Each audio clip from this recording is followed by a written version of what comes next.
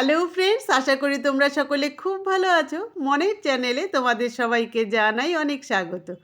আজ আমি তোমাদের সামনে একটি আচারের রেসিপি নিয়ে হাজির হয়েছি। খাবার পাতে যাদের একটি করে কাঁচা লঙ্কার আচার দরকার হয়, আজকের রেসিপিটা তাদের জন্য।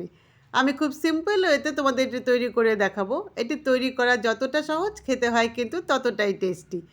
এটি শুধু ভাতের পাতে নয়, এটি কিন্তু মুড়ি মাখা বলো, লুচি, পরোটা যার সাথেই হোক এটি খেতে অসাধারণ লাগে। তো চলো এখন রেসিপিটা দেখে নেওয়া যাক।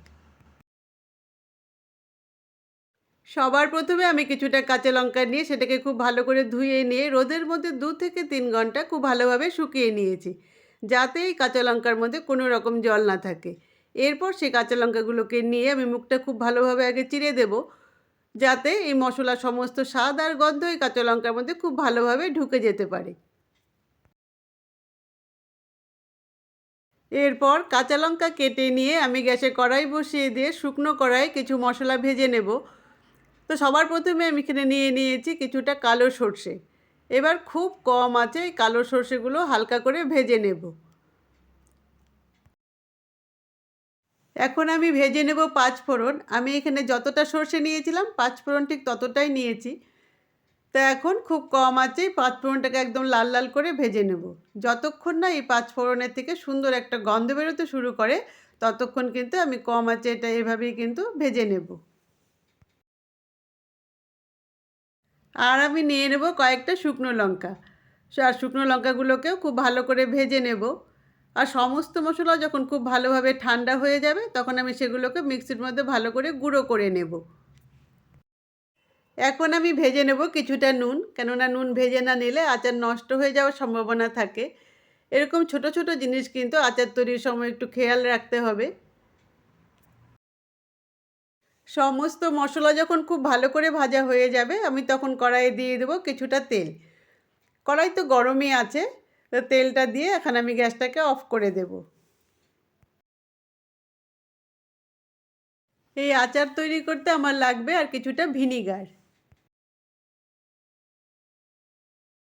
এরপর তেল সমেত কড়াইটা গ্যাস থেকে নামিয়ে সে তেলের মধ্যে আমি একে একে সমস্ত মশলা মিশিয়ে দেব।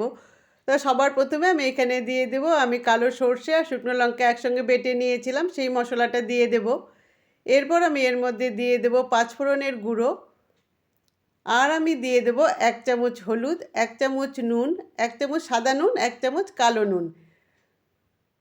আর আমি দিয়ে দেব পরিমাণ মতন ভিনিগার। আর সমস্ত কিছু দিয়ে খুব ভালো করে কিন্তু এই মশলাটা এখন মিশিয়ে নিতে হবে কিছুক্ষণ।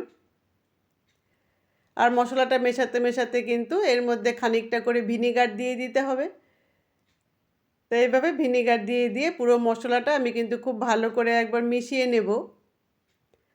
সমস্ত মশলা যখন খুব ভালো করে মেশানো হয়ে যাবে, তখন আমি এর মধ্যে দিয়ে দেব চিড়ে রাখা কাঁচা লঙ্কাগুলো। আর কাঁচা লঙ্কাটা দিয়েও এই মশলার সাথে কিন্তু বেশ খানিকক্ষণ এখন খুব ভালো করে মিশিয়ে নিতে হবে। আমার এই আচার তৈরি করার পদ্ধতি তোমাদের যদি একটুও ভালো লেগে থাকে, তাহলে অবশ্যই একটা like, comment, share and subscribe করে আমার পাশে থাকার অনুরোধ রইল। আর এভাবে সমস্ত মশলার সাথে কাঁচা লঙ্কা যখন খুব ভালো করে মেশানো হয়ে যাবে, তখনই আজকে তৈরি হয়ে যাবে দারুণ স্বাদের কাঁচা লঙ্কার আচার। এখন এই আচারটাকে শিশি বা বোতলে ভরে 1 সপ্তাহ খুব টাইট করে মুখটা আটকে রাখতে হবে, এই কাঁচা লঙ্কাটা মজে যাওয়া পর্যন্ত। রোদে দেওয়ার কোনো ঝামেলা নেই, রুম টেম্পারেচারেই কিন্তু এটা খুব ভালোভাবে মজে যাবে। আর এভাবে যেহেতু ভিনেগার দেওয়া আছে, তোমরা কিন্তু 1 বছর এটাকে খুব ভালোভাবে সংরক্ষণ করতে পারবে।